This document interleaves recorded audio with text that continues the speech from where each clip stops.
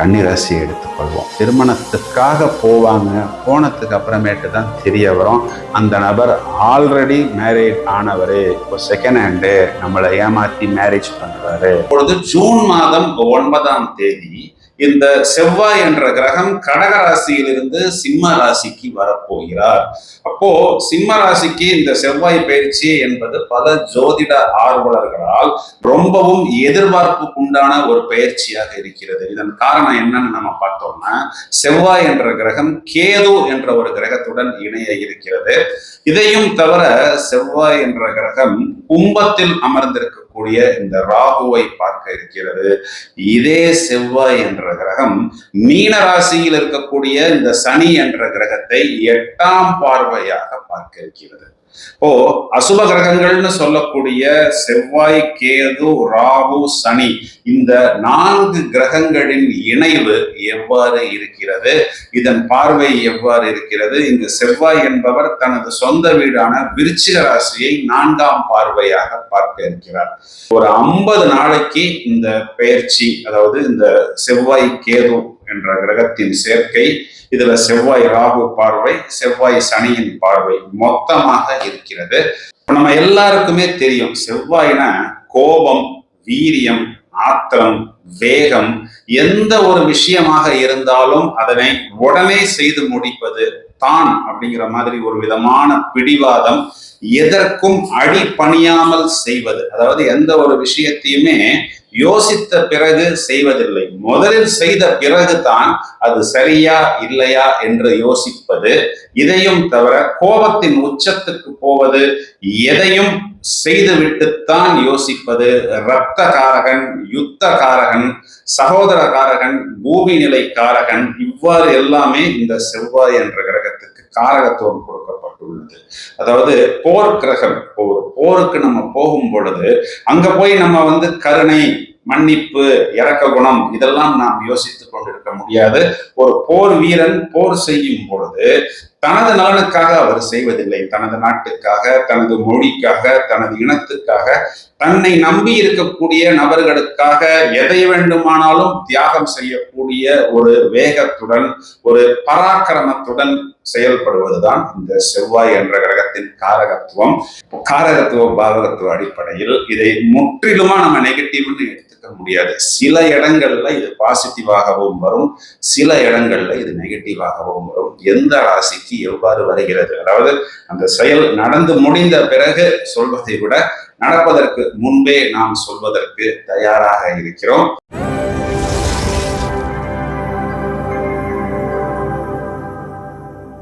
கன்னிராசியை எடுத்துக்கொள்வோம். கன்னிராசிக்கு என்ன ஆகுது அப்படின்னா, இந்த செவ்வாய் கேது கூட்டணி ராசிக்கு 12ஆம் இடத்துல விழுகுது. இப்போ 12ஆம் இடம் அப்படிங்கிறதே பொதுவா நமக்கு மோட்சஸ்தானம், சயனஸ்தானம். அப்போ இந்த இரவு நேரங்கள் இதுல நமக்கு நைட்லனா நான் சுத்துவேன், ரவுண்ட்ஸ் அடிப்பேன், பைக் எடுத்துட்டு போவேன் அப்படிங்கிறவங்க ரொம்ப ஜாகிரதையா இருக்கணும். ஆப்போசிட்ல அடிக்கிற லைட்டு நம்மளுடைய கண்ணை பாதிக்கும், இதெல்லாம் நீங்க கவனமா இருக்கணும். 12ஆம் இடம் பாதங்கள். அப்போ கால்களை பத்திரமா பார்த்துக்கணும். வாக்கிங் போறேன், ஜாகிங் போறேன் அப்படின்னு சொல்றவங்களுக்கு ஏதாவது ஒரு பிரச்சனை வந்தா இந்த கூட்டணி முடிகிற வரை அந்த பிரச்சனை அப்படிங்கிறது நமக்கு தொடரும். 12ஆம் இடம் வெளிநாட்டு தொடர்பு. இப்போ நான் வெளிநாட்டுல போய் இன்வெஸ்ட் பண்ண போறேன், எனக்கு பெருசா ரிட்டர்ன்ஸ் வருது, அதன் மூலம் பெரிய ஆதாயம் வருது அப்படின்னா நீங்க ரொம்பவும் கவனமாக உங்களை பார்த்து கொள்ள வேணும். இங்க செவ்வாய் என்பவர் சகோதரக்காரகன். அப்போ சொத்துக்கள் சம்பந்தப்பட்ட விஷயம், பங்காளிகள் சம்பந்தப்பட்ட விஷயம், பிரிவினை, பேச்சுவார்த்தை, இதெல்லாம் நம்ம முயற்சி பண்ணினால் கண்டிப்பாக வம்பு வழக்கு இல்லைன்னா ஒரு கேஸ் மாதிரியான விஷயங்கள் வந்துவிடும். அதனால இந்த விஷயம் எல்லாமே ஒரு 1.5 மாசத்துக்கு அப்புறம் பார்த்துக்கலாம் அப்படின்னு சொல்வது மட்டும்தான் இவர்களுக்கு புத்திசாலித்தனம். நிறைய பொருளை எங்கெங்கேயோ வச்சுக்கிட்டு வேற இடத்தில் தேடக்கூடிய அமைப்பும் இந்த 12ஆம் இடத்தில் இருக்கக்கூடிய செவ்வாய் கேது என்பது இவர்களுக்கு ஏற்படுத்தும்.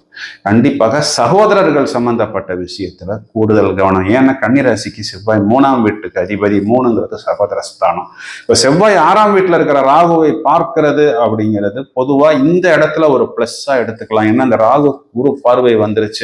அப்போ 6ஆம் இடம்ங்கிறது 10க்கு 9ஆகவும் 9க்கு 10ஆகவும் வர்றதுனால தொழில், உத்தியோகம், வருமானம், அதாவது போட்டி தேர்வுகளில் வெற்றி, இதெல்லாம் வந்து நல்லா இவர்களுக்கு ஏற்படக்கூடிய காலகட்டம். இப்போ இங்க செவ்வாய் ராகுங்கிறது இங்க பிளஸ்ஸாக அமைஞ்சிரும். இதே இடத்துல செவ்வாய் கேது பார்வை. இப்போ 7ஆம் இடத்துல இருக்கக்கூடிய சனி பகவான் சும்மா இருந்தாருன்னா கூட ஓரளவுக்கு நம்ம அவரை விட்டுறலாம், ஒத்துக்கலாம். ஏன்னா இந்த ராசியாதிபதி புதனுக்கு சனி நட்பு கிரகமா வந்துட்டதுனால பரவாயில்லன்னு விட்டுறலாம். இப்போ இந்த ராசியாதிபதியை பொல்யூட் பண்றதுக்கு, அதாவது அவரை தவறான வழியில் செல்ல வைப்பதற்கு அஷ்டமாதிபதி செவ்வாய் வந்து அஷ்டம பார்வையில் விஷ பார்வையில் பார்க்கிறார். இதே செவ்வாய் இவங்களுக்கு 3ஆம் இடத்தையும் 4ஆம் பார்வையா பார்க்கறதுனால ஏதாவது ஒண்ணு புதுசா செய்யணும் அப்படின்னு இவங்க வந்து முயற்சி பண்ணுவாங்க. அதுல போய் இவங்க சிக்கிக்குவாங்க. புதுசா லோன் தரேன்னு அப்பதான் யாராவது ஒருத்தங்க ஃபோன் பண்ணுவாங்க, அதுல போய் சிக்கிக்குவாங்க. 7ஆம் இடம்ங்கிறது திருமணத்துக்காக போவாங்க. போனதுக்கு அப்புறமேட்டு தான் தெரிய வரும் அந்த நபர் ஆல்ரெடி மேரேஜ் ஆனவரு, இப்போ செகண்ட் ஹேண்டு நம்மளை ஏமாத்தி மேரேஜ் பண்றாரு. அது படிச்சிருக்கிறேன் இது படிச்சிருக்கிறேன்னு சொல்றாரு. சர்டிபிகேட் எடுத்து பார்த்தா ஒன்றும் தேரலமா அப்படியெல்லாம் அமைப்பு வரும். பெரிய ஃபேக்டரி வச்சிருக்கிறேன்னு சொல்லுவாங்க. ஊர்ல போய் பார்த்தோம்னா ஓட்டி லேது அப்படின்னு சொல்லக்கூடிய அமைப்புல தான் வரும். ஏன் இதை நான் திருமணத்துக்கே சொல்றேன்னா, இது 7ஆம் இடத்துல தான் வந்து ஒழுகுது. இப்போ 7ஆம் இடம்ங்கிறது திருமணம், பிஸ்னஸ் பார்ட்னர், வியாபார கூட்டாளிகள் புதுசா வரைம்பாங்க, பெரிய இன்வெஸ்ட்மெண்ட்டோட வரைம்பாங்க. கடைசியில் பார்த்தா நம்மக்கிட்ட வந்து செலவுக்கு ஏதாவது காசு கொடுங்க, டிஃபன் வாங்கி கொடுங்கன்னு கேட்பாங்க. இந்த மாதிரி அமைப்பெல்லாம் ஏற்படும். ஸோ கவனமாக பார்த்து கொள்ளுங்கள். 12ஆம் வீட்டில் வர்ற செவ்வாய்ங்கிறது உங்களுக்கு எலக்ட்ரிக்கல் சம்பந்தப்பட்ட விஷயம். கீசரை ஆன் பண்ணி வச்சுட்டு சுடுதண்ணியை அப்படியே மேலே குளிக்கும் பொழுதெல்லாம் கவனமாக இருக்கணும். அப்போ என்ன பண்ணணும், பயிற்சி முயற்சியில் கீசரை ஆஃப் பண்ணி வச்சுட்டு நம்ம சுடுதண்ணியை ரொப்பிட்டு அதுலேருந்து எடுத்து குளிக்கிறது புத்திசாலித்தனம். செவ்வாய்க்கிழமைகளில் தொடர்ச்சியாக முருகன் வழிபாடு, உங்கள் வீட்டுக்கு பக்கத்தில் பிரதானமான முருகன் கோயில் என்ன இருக்கோ அதில் போய் நீங்கள் அர்ச்சனையோ அபிஷேகமோ செய்து கொள்ளுங்கள். செவ்வாய் சனி பார்வைக்கு என்ன பண்ணணும்னா தொடர்ச்சியாக நரசிம்மரை நீங்கள் வழிபாடு செய்வது, அதுவும் சனிக்கிழமைகளில் வழிபாடு செய்வது. இதையும் தவிர என்ன இருக்கு அப்படின்னா, இப்போ செவ்வாய் வந்து விஷப்பார்வையா அஷ்டம பார்வையா சனியை பார்க்க போகுது. அடுத்து செவ்வாய் சனி ஒன்றுக்கொன்று நேருக்கு நேர் சமசப்தம பார்வையில் 2 டான் பார்க்க போகிறாங்க. அது வந்து ஒவ்வொரு ராசிக்கும் என்ன தாக்கம் கொடுக்க போகிறது என்பதை இதே போல் அடுத்த பதிவில் நாங்கள் கொடுப்பதற்கு தயாராக இருக்கிறோம். So you have to remain subscribed. தொடர்ந்து இணைப்பில் இருங்கள். பல அரிய தகவல்கள் தயாராகி கொண்டிருக்கிறது. Thank you friends.